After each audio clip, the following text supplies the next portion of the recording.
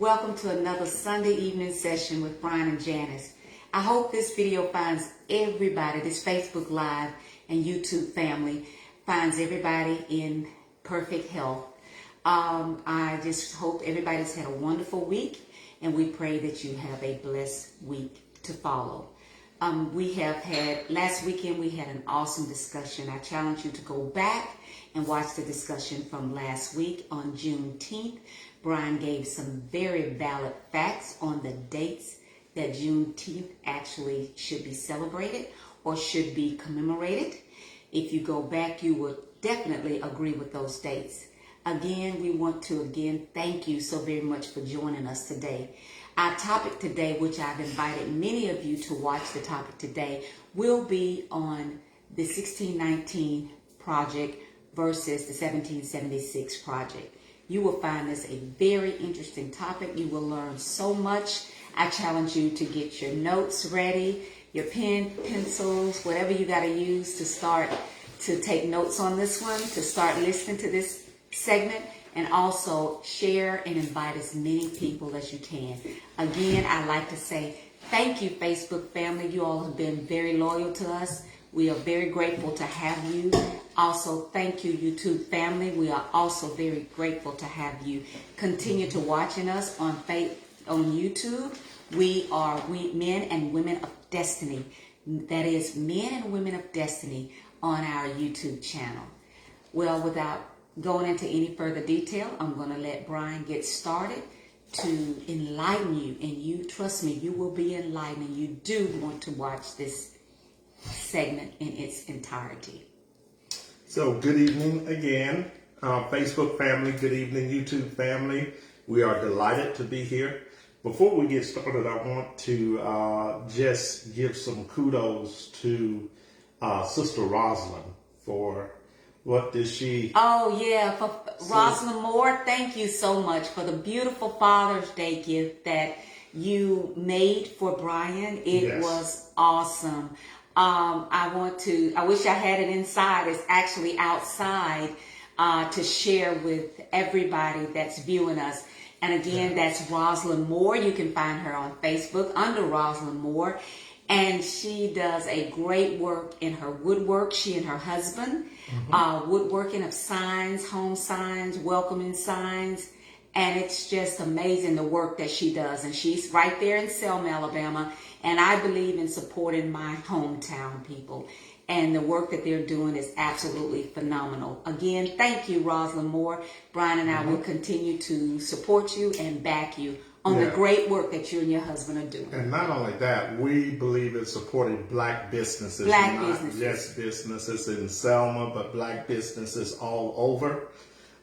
So if you have a business and you want us to promote promote give you a shout out, to talk about it a little bit, yeah, please get in touch with us. Let us know. We believe in that. Of course, we are doing the Drink the Shrink teas. So also, we just want to give a shout to that. It is phenomenal for those that have been supporting us by purchasing, and the results tell the story themselves. We want to thank you for that. The Drink the Shrink is phenomenal. We are Drink the Shrink believers. Yes, we are. We really are. So we support that. Any other black business, please let us know so we could support you. We can give you a shout out. This is what it's about. It's about networking. It's about building up each other. So we want to do that. If you want to send us your address, your phone number, where people can get in touch with you, please do so. Okay, we're going to get started on our discussion. We were asked last week to deal with the 1619 Project. Many of you all have heard about that. It's been broadcasted in the news on a very frequent basis. Yes. And it's been broadcasted basically because there have been some leading historians that have come out against the 1619 Project. So we're going to talk about basically what the 1619 Project is. We'll also talk about the 1776 Project, which is a rebuttal to the 1619 Project. So if you all have any questions, please, shout out any questions and we will try to deal with that. Whenever I look at history, I always look at history from a standpoint of being able to give references, and Yes. we want to give more than one reference. So I will have you some references at the end of the show that I want you all to get so that you can read and study this history for yourself. So let's talk about real briefly the 1776 Project. In the 1776 Project, if you go to the 1776project.com, which is their website, it says that the 1776 Project Unite is a project of the Woodson Center. It is a 501c3 nonprofit organization founded in 1981 by Robert L. Woodson Sr. And they are a group that supports the history of America in a nonpartisan way. And they are a group that believes in teaching the camaraderie of the United States as opposed to some of the other historical facts that relates to slavery. Okay, so they believe in teaching slavery from a more, I would say probably from a more sanitized version than what we actually know are historical facts. So they have put together a curriculum in rebuttal to the 1619 Project. So we'll break that down. We'll talk about the kind of the meat of the 1619 Project and why the 1776 Project and those that sponsor the project feel it's necessary to rebuttal the 1619 Project. So let's get into it. 1619 Project is a journalism project that was developed by Nikole Hannah-Jones. She has become a, of sorts, a icon as it relates to some of her work that she did on the 1619 Project. Nikole Hannah-Jones is a writer for the New York Times and the New York Times Magazine. Okay, so just kind of give you a backdrop about who she is. Yes, and not only that, the reason that the 1619 Project has been so popularized and even controversial in the public sector is because of Nikole Hannah-Jones' essay. Okay, so the 1619 Project was made up of 10 essays, and then they had one photo, I guess you would say one photo chapter of the 1619 Project, and then they had a collection of poems, but there were actually 10 essays. Nikole Hannah-Jones' essay was the essay that was getting all of the attention. Yes. And getting the feedback and also getting the rebuttals, because her essay was titled "America Wasn't a Democracy Until Black Americans Made It One." Now, the deep discussion in her essay was she stated that the Revolutionary War was a war which was fought as it relates to ending slavery. Okay, so she takes a different, and I don't want to call it revisionist history, because I would say that the statement that she makes in her essay as it relates to the Revolutionary War being fought impartial to ending slavery, there is some truth to that. I think so. That's my opinion, Facebook family, and I'm going to give you some facts to tell you why I believe that. Okay? But I believe that, like I said, partially, that the Revolutionary War was, in fact, fought in some ways apart from taxation, okay? Because we know that the Revolutionary War that was fought as it relates to the taxation by the British monarch, the king, and the separation of the colonies from the monarch.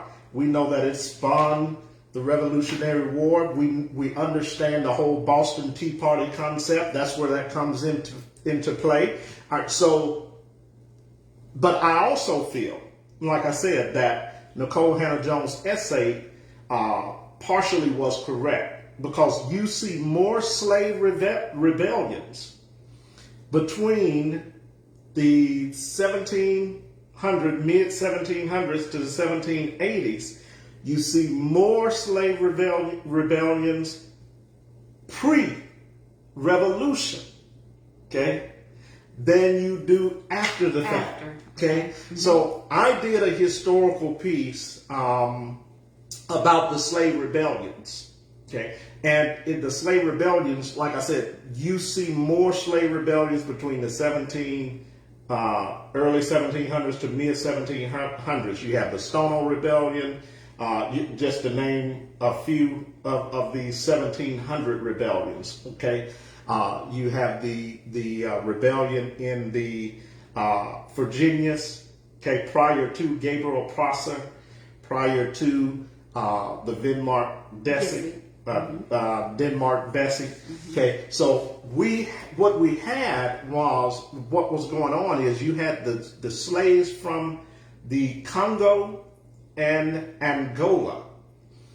These particular slaves were very advanced in farming, and they were very advanced in building. So basically agriculture and construction. Agriculture and construction, that's right. And I would say industrialization. Yeah. They were very, very knowledgeable of those facets of developing, okay, from an agricultural standpoint and from an industrial standpoint. They were very knowledgeable on developing areas of farmland, things of that nature. So what we see in the early development of the colonies, the slaves that were actually being traded were slaves that had a particular skill set. I think that's very important to remember. Okay, so when we had the New York Rebellion outside of the Stonewall Rebellion too. New York Rebellion was one of the first rebellions as well. Okay, what we see slaves that are brought to America to actually develop America pre-Revolutionary War, okay, breaking away from the monarch, develop these colonies, and not only that, they were bought because of their skill set with agriculture and being able to produce, so that trade between not only the colonies but the monarchs, okay, trade between other parts of the Americas as relates to the Caribbeans, because you had the South Americas, okay, which were your islands, and then you had Europe itself. So they had to have slaves that were very skilled in order to develop the colonies. So now let's go back to Nikole Hannah-Jones in the 1619 Project, and I'm gonna give you a rundown of all of the essays, okay? And I'm just going to give you the title and the actual writer of the essays. But when we look at the 1619 Project, one thing also that Nikole Hannah-Jones deals with the first slaves coming to Virginia, to the North Americas, what we know as Virginia now, Hampton and Jamestown area, okay? And she deals with the 20 slaves that arrives on the White Lion, okay, slave ship, which was an English slave ship. Let me say this. I don't have a problem, and I may get some flack for this, the 1776 Project as opposed to the 1619 Project. I think both of them need to be taught by way of making sure that our kids, our children, are able, to look at a whole picture. So when we teach critical thinking, methods. You cannot critically think if you are being inundated with just one particular view. Yeah. Yes. And you cannot have an open mind to where you could actually grow. Like you said, if there's just one side. Yes. So what I think is that if we teach the history, we need to teach it correctly and not leave anything out of it. Right. Okay? We don't need to try to sanitize a version of some of the sins of America just to appease a certain group. Yes, that's right. Or certain groups. Okay? So and this is, I think this is the argument now going on with the 1619 project as it relates to the 1776 project.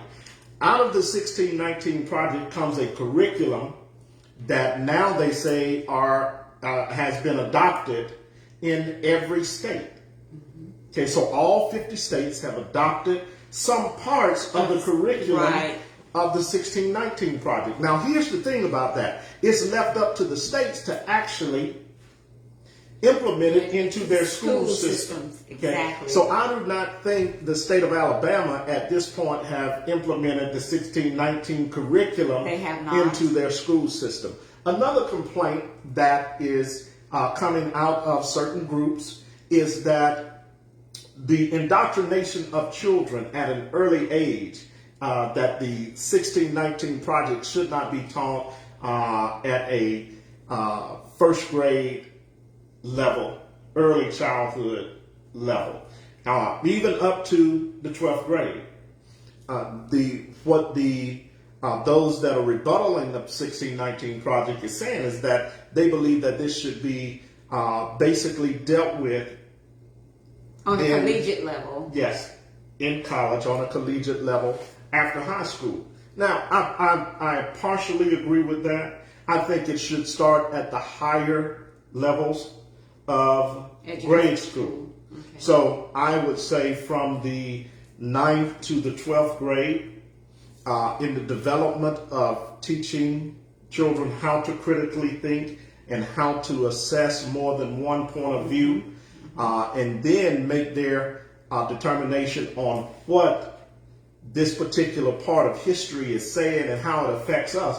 I think that a child at that age should be able to start making rational decisions, okay, and should be able to process information to the point to where they understand some of what was going on, okay. So now let's go a little bit farther into the 1619 project. Like I said, the 1619 project deals with the 20 Africans that step off of on the shores of Virginia, and they migrate into the Hampton and Jamestown area. From that point, these Africans are out of the kingdom of Ndongo. The kingdom of Ndongo is modern day Angola. Here's the thing that they don't deal with in the 1619 project that I feel should have been inserted into the 1619 project, is that the White Lion is an English slave trading ship, and how they get these Africans are very unique, because the White Lion, the English slave ship, did not take them off of the coast of Africa. Okay, the White Lion intercepts, okay, a Portuguese slave trading ship called the San Juan Batista. And when they intercept this ship is a fleet of 36 ships. Wow. It's part of a fleet of 36 ships from the Portuguese and the Spaniards, okay, who were the first enslavers. Okay, we need to understand that the first European enslavers was not the Englishmen. The first European enslavers were the Portuguese and the Spanish. Okay, so when we teach history, we need to put it in a proper context. Now, when we understand that the Portuguese and the Spanish were the first enslavers, then we can look to their explorations. So the Portuguese and the Spanish were coming to the Americas since the early 1400s. Yes. Okay, so now let me get back to the 16 and these 20 slaves. Okay, the White Lion, okay, intercepts the San Juan Bautista. There are about 150 slaves left on the San Juan Bautista that have been taken from the shores of Africa, out of Angola, out of the kingdom of Ndongo. Okay, 150 slaves on that ship. They intercept the ship along with another English ship called the Treasurer, and they divide that cargo, those slaves. Okay, so the Treasurer gets the majority, and the White Lion gets about 50 from what the history book says. Okay, out of that 50, 30 of that 50 did not make it to the shores of North America. Those 30 slaves, they die in the process of illness, of disease. Yes. So the White Lion intercepts the San Juan Bautista, and the Treasurer. So they raid the San Juan Bautista, they take the slave cargo, and from there they journey to the North Americas. Okay, the White Lion makes its way to Virginia with the 20 slaves out of the 30, out of the 50, with the 20 slaves. Okay, those slaves get off the shores, and that is, quote unquote, the first known cargo, African cargo, coming to the colonies at that time. Okay, because it wasn't the United States. It was still colonial rule. It was still ruled by the monarch. Okay, so they come, and from that time, this is where the 1619 Project picks up their story. Okay, so now I would go back, and like I said, that's why you have to teach all of history.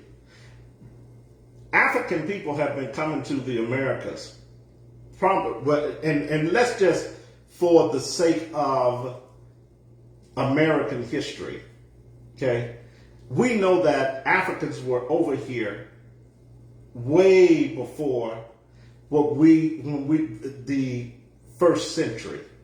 Okay. The Africans have been in America for tens of thousands of years. Yes. Okay, so I don't have time to go back and do all of that history. Maybe I will, but I'm going to reference this book for you by Dr. Ivan Van Sertima, They Came Before Columbus. Okay, but let's just, like I say, for the sake of dealing with the North American so-called continent, all right, the 1492 Christopher Colombo, okay, the Italian explorer, comes to America and finds black people already here. Okay. Okay, so he calls the black people Indians. And we talked about this on one show. Okay, Indian is a derivative word of indigo, which means black. Okay, because Christopher Colombo did not have a word in his vocabulary. That's right, in his vocabulary, in his lexicon, to label these people as black. They were the same as those people in the eastern portion of the Asiatic, countries. So be it Palestine, be it Malaysia, be it India. So what he does is he calls them by the same name to identify them as black people. Okay. 10 years later, America Vespucius comes, we know, and he is actually given the claim as the explorer that discovers the Americas, so to speak. Now, the history book teaches that Columbus, they give Columbus that title as a form of correcting history, but we know that the word America comes from the explorer, okay, Americus Vespucius. Okay, so when we look at that, but our schools teach that Christopher Colombo discovered America as a corrective format, family, to the name of America. There were many people at one time that argued that America should not have been called America. It should have been named after Christopher Columbus. Okay, so as a part of corrective history, see, now they can do corrective history when it comes to their benefit.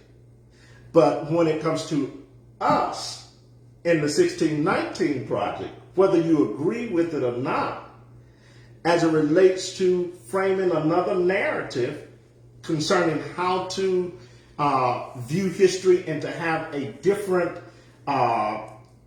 critical outlook on how slavery and black people not only affected this country and the building of this country, but exactly what was the actual time frame that we saw the whole concept of chattel slavery develop in this country.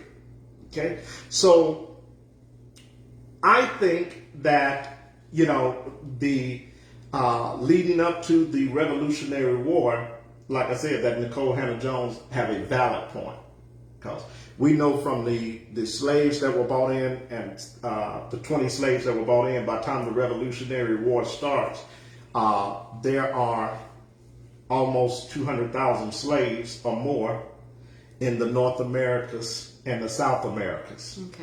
Okay. Matter of fact, it's actually in the millions when you combine the North and the South Americas. Okay. Because remember, Mexico was also a slave-holding area. All of the islands were. Okay. Because all of the islands, they were either Spanish, Portuguese, or you have the conquistadors in the Mexico area. And then in the Haitian, Jamaican islands, you have the French colonialists. So we know that all of those islands areas were slave-holding areas. So the 1619 Project, I believe, is a valuable project. It's a valuable tool, but it needs to be taught in proper context as it relates to our curriculum, as it relates to, you know, what our children are learning in school. Okay. Okay. So any questions on that before I... Now you can tell Janice has studied this, right? Janice really is learning too. Okay, so now here's what the project actually, here are the essays of the project. That's what I want you to do. Get to the meat of it. Here's the essays of the project. The Nikole Hannah-Jones essay I've already given you. Yeah. The second essay was American Capitalism is Brutal. You can trace that to The Plantation by Matthew Desmond. He talks about his essay deals with the brutality of slavery. Okay, let me read something. So, Brian, let me ask you this. Mm-hmm. So, what are they wanting to do with the 1619 Project? What is get to the meat of it? What is it they want to do with it? But I am at the beat. So, the 1619 Project is basically a curriculum about where they teach that slavery starts. Okay. Okay. In 1619, that the whole concept of chattel slavery was when those Africans, those 20 Africans were brought to America, Virginia, in 1619. Okay, they look at that as the start of chattel slavery. So what? So instead of, you know, we've been taught, like I said, the sanitized version, that these 20 Africans were brought here as indentured slavery. Okay. Indentured servants. Let me correct myself, as indentured servants. Now, I will say that is partially correct, because there is documentation that these Africans were never enslaved in the form of chattel slavery that actually developed after 1619. Okay, that these first 20 Africans that were brought in, there is some sign, and not only that, it is recorded that one of the Angolan slaves actually became very, very wealthy and owned servants as well prior to the chattel slavery era. So, and his name was Anthony, known as Anthony, and they took the last name Johnson. Okay, so that is documented. So when we look at it, like I said, we have to correct it ourselves. So the curriculum seeks to paint another narrative, if you will. Okay, it looks to give some correction to what is being already taught or what isn't being taught. Okay, by way of history. So that's what the 1619 Project is basically slated to do. Okay, so and I'll come back to that. So American capitalism is brutality, and like I said, that deals with the whole concept of slave labor. Okay, and how the slaves were treated as it relates to the inception of chattel slavery, how they were beaten, how they were castrated, just some of the atrocities that happened, how our women were raped repetitively to no more than continue to produce slaves, things of that nature. And all of this was done at the behest of the concept of continuing to make money, continuing to trade. So capitalism was at the core of the brutality of slavery. So Matthew Desmond deals with that. And then the third essay was how false beliefs in physical racial difference still live in medicine today. And that essay was done by Linda, and I didn't write her last name down. But she deals with the fact that the experimentations, okay, and the prejudice when it comes to African Americans receiving medical treatment. Especially the women. She deals specifically with the women and how they were experimented on, their reproductive systems were, experimented on. So she deals with that portion of it. And then the next one is what the reactionary politics of 2019 owe to the politics of slavery. That is by Jamil Bowie. And that basically deals with some of when you look at the election, when you look at the so-called conservative right-wing part of the conservatives parties, she deals with the fact that there are similarities between the right-wing party of today and the politics that they espouse is no different than the slave party back then, which was the Democratic Party. Now, that they didn't throw in there. They should have. Okay? And that was the Democratic Party back then, which was predominantly located in the southern states. Okay? So, but the politics of those leaders back then, the Democratic leaders, who were predominantly Southern racists, are very similar to the politics of the right-wing, the nationalist party today. Okay, so that's what she deals with. Then number 5 is why is everyone always stealing black music by Wesley Morris. He talks about the blues and where the origin of the blues, things of that nature, how it come into the Americas with the slaves, okay, and most of your beats, things that you hear today, that is taken from our ancestors, okay, that brought the drums with them. So he deals with that, and then how segregation caused a traffic jam by Kevin Cruz, and I think his essay is interesting when he talks about segregation caused a traffic jam.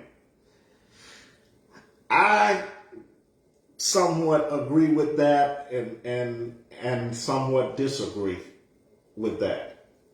I think the difference between segregation and separation needs to be defined. And we talked about that as well. Okay, that's right. Because integration did not advance our people, it set us back.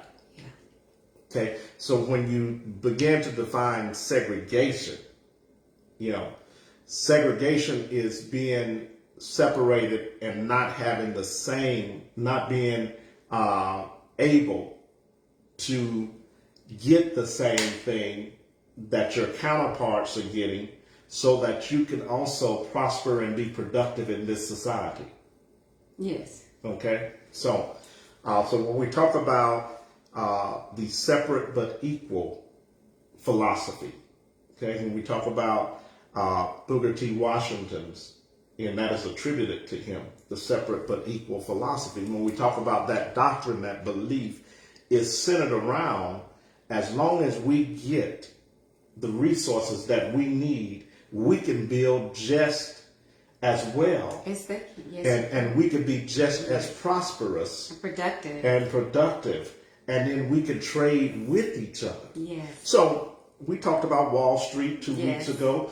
Black Wall Street, they were an example of that. They were. Okay. There were many towns, like we said, right here in Alabama, that were examples of that. That's exactly right. And then the unique thing about our black towns is that they created their own resources. Yes, they did. Even when they were denied the opportunity to have the same resources, they created their own resources and became more prosperous than their counterparts. Yeah. So that is a discussion, I think, family, that, you just never know that you can have. And I think it's a needed discussion. It's a needed discussion now. The narrative needs to be pushed that if we did it once before, we could do it again. We don't necessarily have to depend on the government the way that some are pushing for us to depend on the government. The government should not, I don't believe, should not be the whole foundation of you being successful and you being able to make it in this society. Brian, but with technology the way it is, so many people are geared toward jobs and, well, not jobs, but forming your own businesses. It's all technology. Everything is done through the web. Yeah, I think technology plays a part of, the advancement of any society. So as the society advances, it's going to continue to become more technical. It's, that's something that we cannot stop. The world of automation, the world of robotics, all of that. That's why now what is being the curriculum that's being pushed in our schools is what? Science and math, engineering, STEM, technology. STEM. So science, technology, engineering, and math. There's a reason that is being pushed as it relates to our curriculum base. The whole advancement of the society centers around those core skills: science, technology, engineering, and math. So it's going to continue to grow. Yes. I think, but I think we have to revisit, black people. We cannot be afraid to revisit some of those pivotal points of history where we were doing for self, apart from the government, and where we built communities that were thriving. Yes. To the point to where the government felt like they had to shut us down. So anytime you give yourself over fully to be controlled by the government, that means that they also dictate on how prosperous you can be. You understand that? Yes. So we have to, family, go back and look at what is it that really made us unique. It wasn't us dependent on the government. That is not what made us unique. Yes.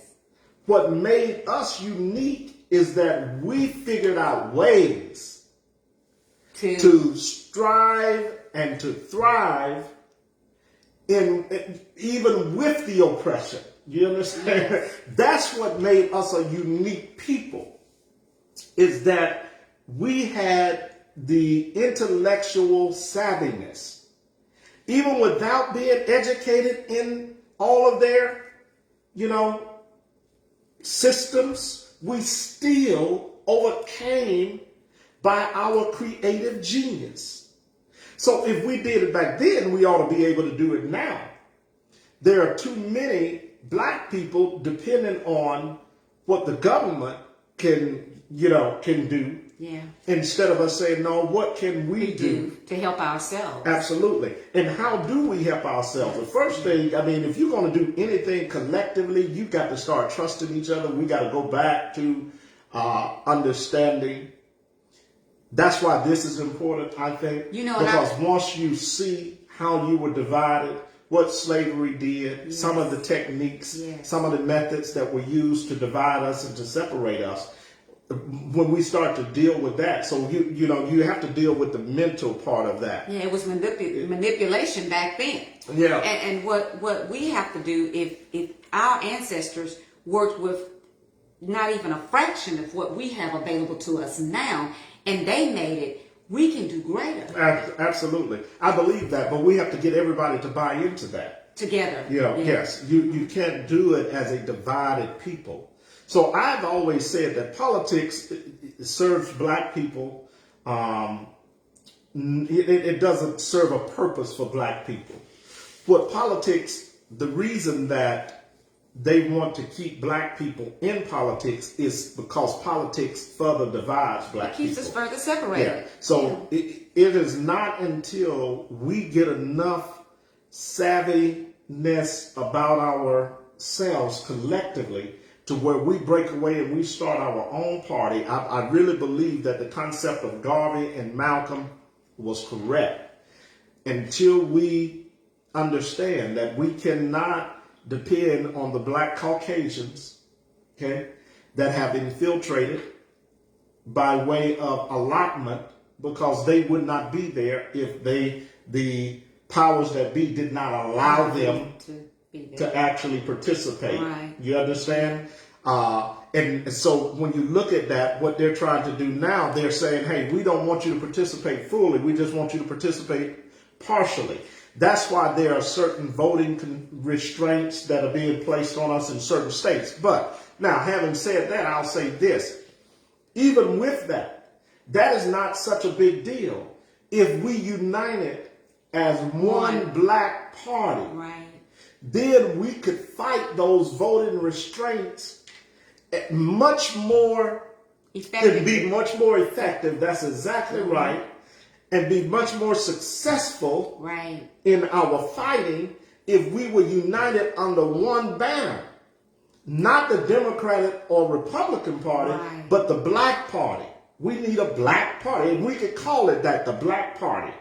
So if we did that, okay, and all of the coloreds, blacks, browns, whatever they want to call themselves, unite under the banner of the Black Party, we could turn, you see, we could direct the compass, we can direct the environment. What has happened is that we've been so, as a people, and not just us, as a people as a whole, we've been so indoctrinated and so infiltrated with trying to climb the ladder and do better than your own, instead of recognizing that if you stand together and you accept who you are and stand for what you believe in as a people, as a black person, you get more respect from the opposing. I agree. And I've seen it over and over again. You get more respect because they say, this is somebody that I can't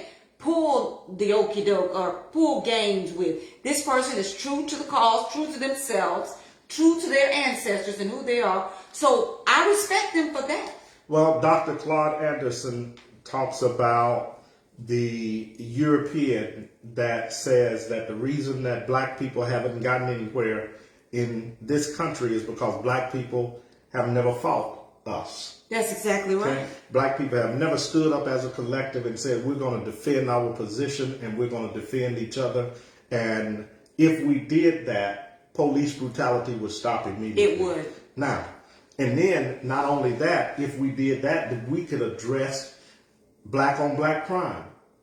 Do you understand what I'm saying? See, we have to have enough cojones to police ourselves. And we need to be, have a code that we live by. Okay, if you go out and you murder your brother, then we do the same. We exact the same punishment on you that you did to your brother. That shuts down black on black crime. Sure would. Okay, how do you dismantle domestic violence, whether it be man to woman or woman to man? You let that man know, okay, if you brutalize, you beat your wife, then we exact the same punishment on you. That's that's the eye for an eye type of concept. Exactly. Okay. So now, and people may say, well, Brian, that's too radical. This is the 21st century. That's why it's needed more now than it's ever been. You understand what I'm saying? So, what does it say? Is that Sharon? No. What was that? Writers have suggested successfully turn all of us, the different colors against us. Asians don't respect us because of white hate, but don't realize that whites hate them too. Is that Sharon? No, I don't think that's not Sharon White. No, I don't think it is. But the point that's being made, and I think you are exactly right. Asians don't respect us because of white hate. Exactly. Asians feel like they're white. Mexicans feel like they're white. So when they are when they come to this country, they're labeled. Oh, that is Sharon. That is Sharon. Okay. All right. So they're labeled as white people. So when you look at the immigration law of 1789, 1790, Sister Sharon, it actually specifies that every immigrant coming to this country were considered to be white except the African. Okay, so the 1789 immigration law has only been amended throughout the centuries. It has never done away with the concept of the category of white as opposed to black when it comes to African people. Okay, so this is the advantage that Asians and Mexicans have over us. Exactly. Is they consider them, they operate as a collective group.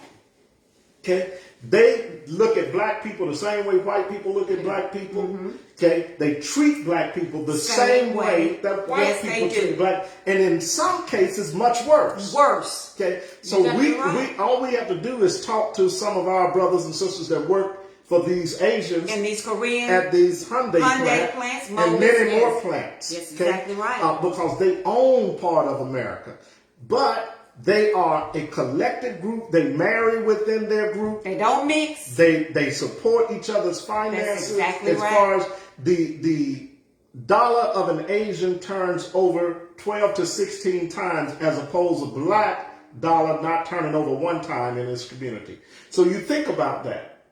So the Korean, the Asians, even when you look at the Vietnamese, they gel together. They do. Mexicans the same way. That's why they're able to be so successful in pulling themselves, when they come over here, pulling themselves out of poverty. Is because they employ each other. Yes. They help each other. They do. They network. They give each other jobs. They do all the things that's necessary in order to build a strong community. Then they buy up. Troy Highway is a perfect example in Montgomery, Alabama, of Mexicans coming in, and now Mexicans own Troy Highway. That's Little Mexico. That's exactly right. They got all the stores over there. They bought that trailer community over there. Car dealerships. Restaurants. It is really, I admire it. I'm going to tell you, I don't have anything against a people that understand that when we operate together, we are stronger together, and we support our own interests, and we're not jealous of one another, and we trust one another. Yes. To do what is right. Then we can build together, and that's what they do. Okay, I think it's a sad commentary. But it also, let me say this, and I need to say this, part of that is because of the mental trauma and abuse that was placed on us as slaves. That's exactly so right. when you talk about the children of the slaves, even now, the grandchildren and the great grands, we still suffer from a lot of those ailments that were placed upon our ancestors. And we have to deal with that. I think we have to deal with that from a standpoint of not ignoring it anymore, not covering our heads in shames. There are a lot of mental problems in the African American community, and a lot of it is not just due to police brutality. It's not. It's deeper than Some that. of this stuff goes back hundreds of years. Exactly. And we don't know, we can't really recognize it because we do not know our history. Exactly. That's why the 1619 Project is so important. So at least it starts to tell our children this is what, and now let them identify with actually what happened. What is going on with them. Me. Yeah. Based on what happened to their ancestors. You understand what I'm saying? So it's very important, I think. You know, Sharon is a history major from at Alabama A&M University, and also a library science specialist. She did a lot of research. She's a researcher. Yes, that's awesome. And she can attest to a lot of this, and she gives us a lot of this good information on a lot of our ancestral, and she traces people's ancestral history for them, and she's done a lot to help me. And people just don't, it's almost like they don't want to hear it. You cannot. Well, I don't think it's that people don't want to hear it. What you have, when you have been a group that has purposely been isolated from your history, and then when your history, like I said, there's a sanitized version. And what is that sanitized version? That sanitized version is, I have a dream. Yeah. Okay? It only deals with the portion of our history in this country from the civil rights struggle forward. Okay? That is one thing that the 1619 Project says, no, we have more than just the civil rights movement as a historical landmarker for our people. We need to go back and deal with the ancestors prior to this so that we get a full picture. So nothing is left out. You understand what I'm saying? So we need to know that Crispus Attucks was the first slave killed in the revolution fighting for his freedom. See, we need to tell it like that. We don't need to say that he was fighting a revolution because he was against taxation. The man didn't have any money. He was enslaved. Now, and that's Brian's opinion. I believe that. But so he got involved from a standpoint of, I need to fight for my freedom. Okay, that's why I'm going to fight against the British colonialists that's trying to, you see what I'm saying? So, and those colonialists that were already over here that were enslaving Africans. So we have to understand the whole history. Like I said, I think all of it needs to be taught, and it needs to be taught in sections where we can understand. Most black people have no clue. They don't even know American history. So one of my instructors would always say that if you're going to study black history, you cannot study black history without studying European history. So you need to know European history first. Why? Because the black and the European were always interacting. You understand what I'm saying? You have more history than the history that just starts over here in America when it comes to the European. So you need to go back prior to the Americas. You understand? So that is what they came before Columbus. It does. It takes you back. Traces, Dr. Sertima traces the migratory patterns. Okay? And traces the explorations that the Africans were doing prior to any Europeans ever coming over here. Okay. He also helps us to understand some of the trade routes that the Africans had with the Europeans as well. You see, before there was any such thing as what we know as slavery, okay? What we know as chattel slavery here in America.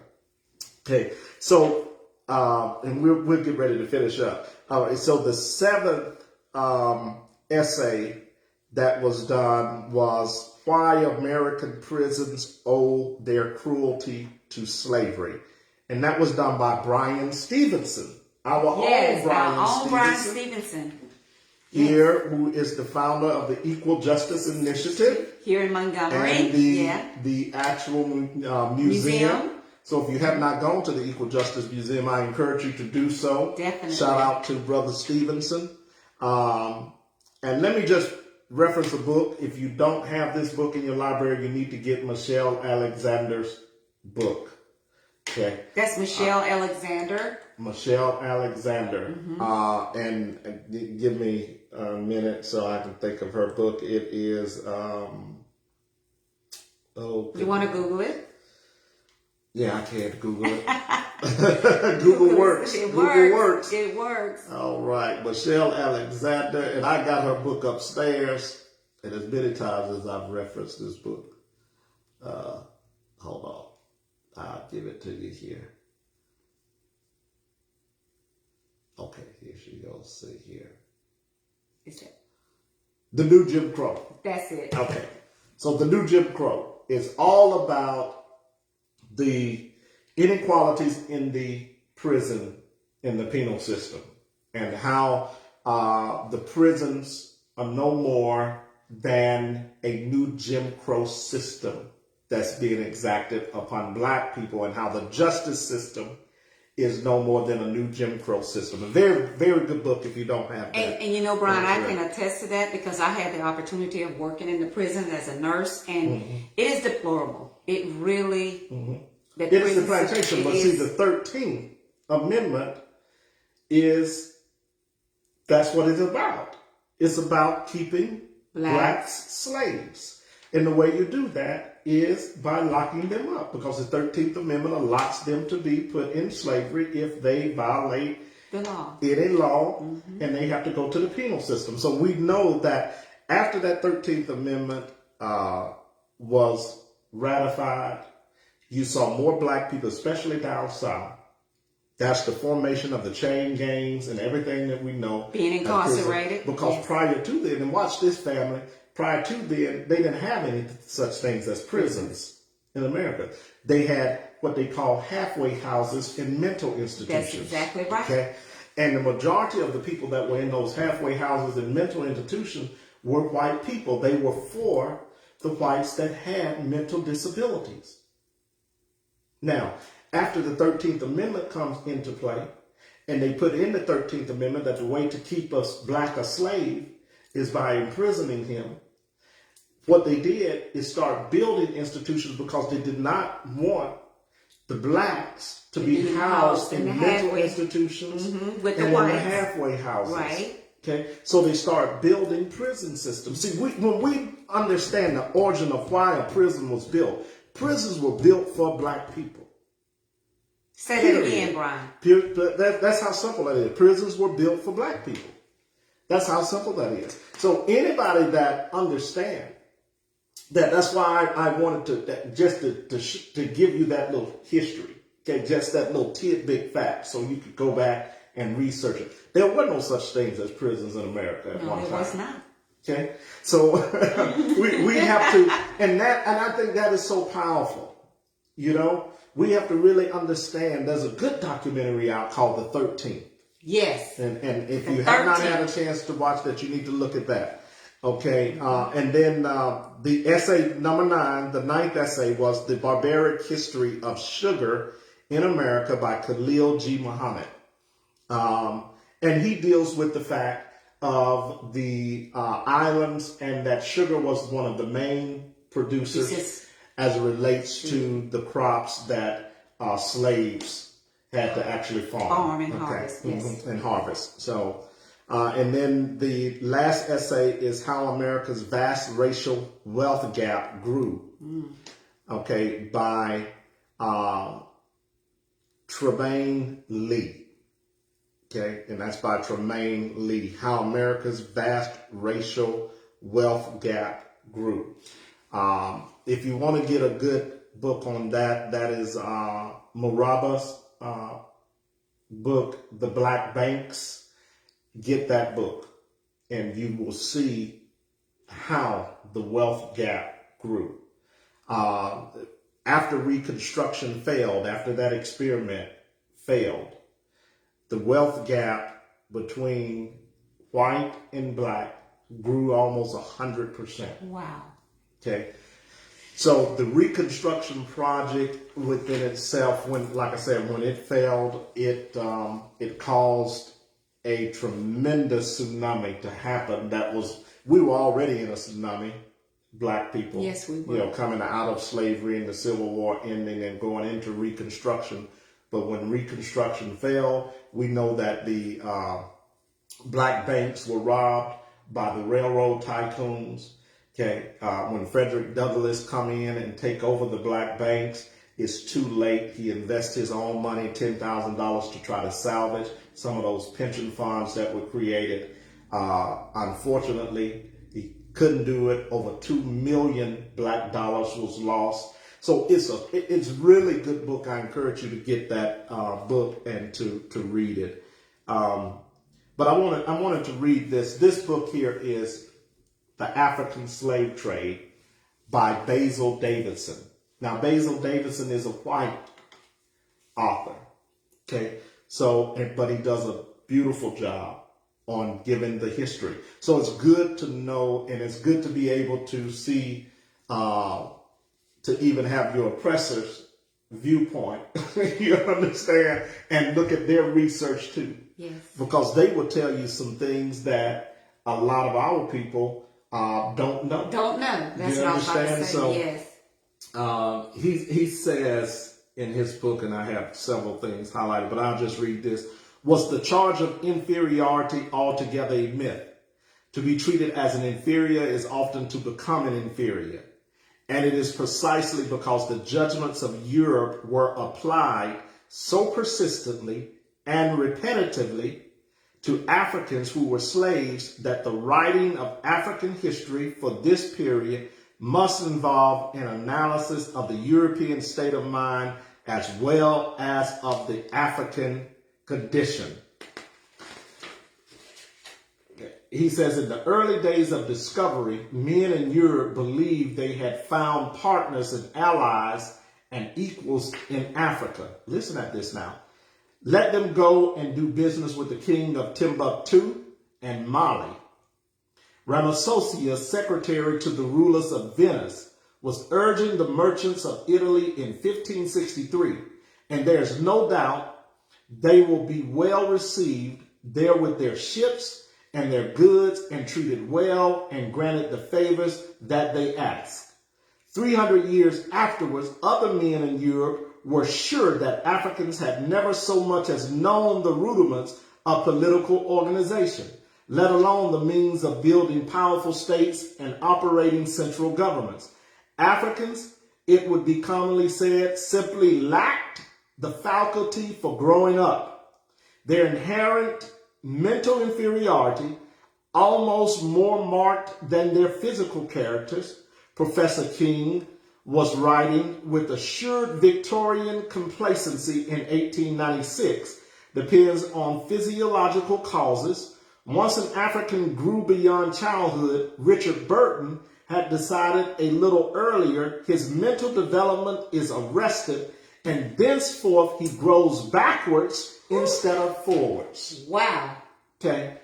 And then he talks about some of the old states. I won't go into all of that, but he highlights when the African slave trade really first starts.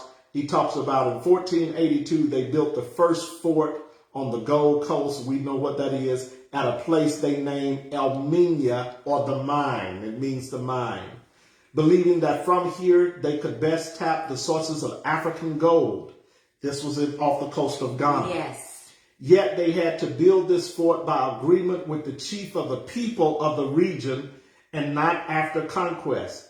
at the close of a long plea by Diego de Anzambuja, who commanded the Portuguese expedition, the chief in question consented to building of a fort, but only on condition that peace and truth must be kept.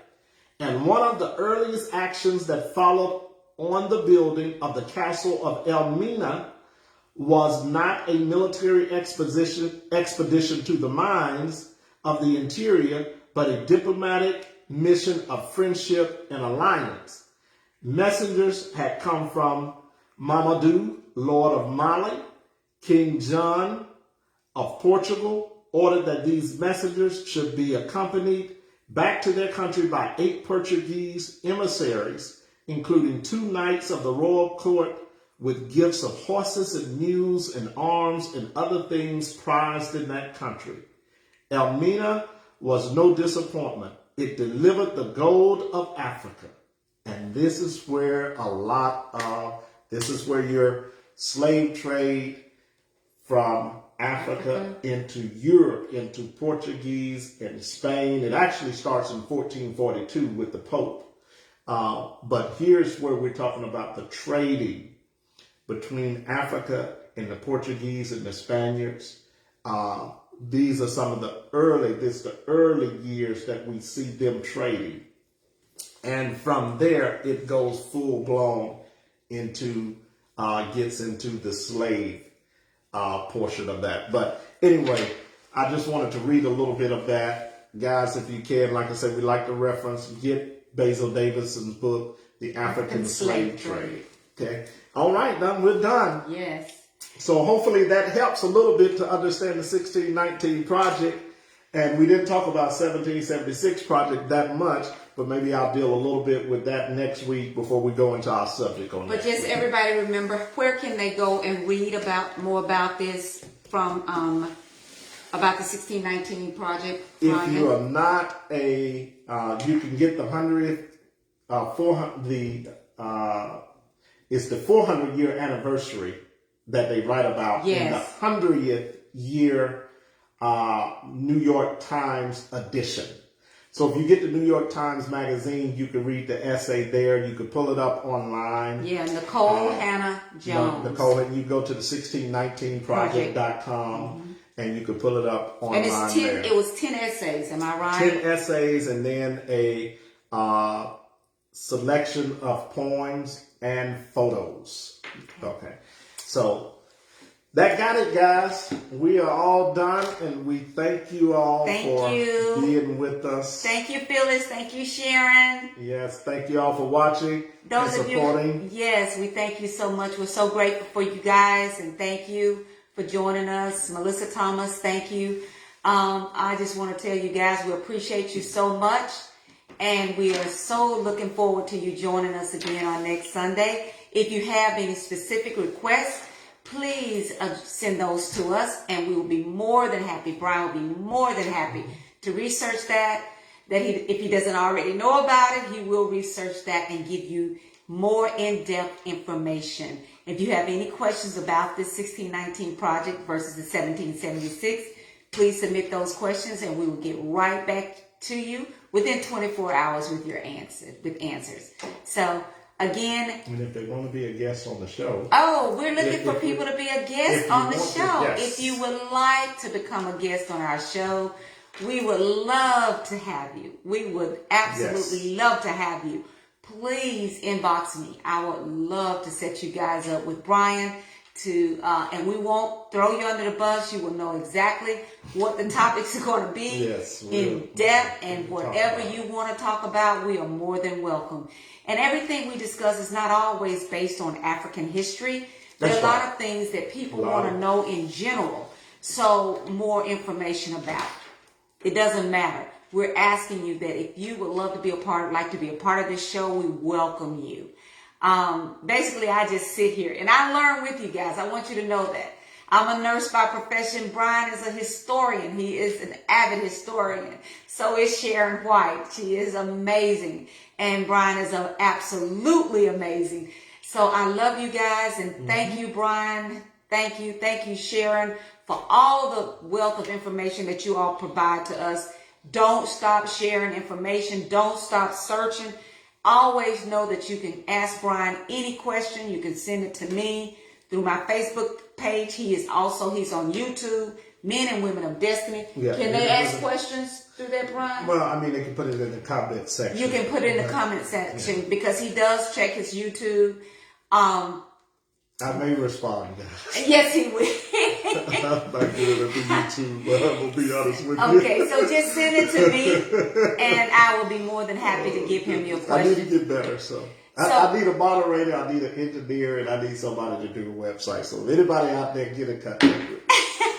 You can be the moderator on the show, you can be the engineer, all that stuff. We need your help. Desperately. So, Sharon, if you can share some things with us, we will be grateful to it. I know you have the resources.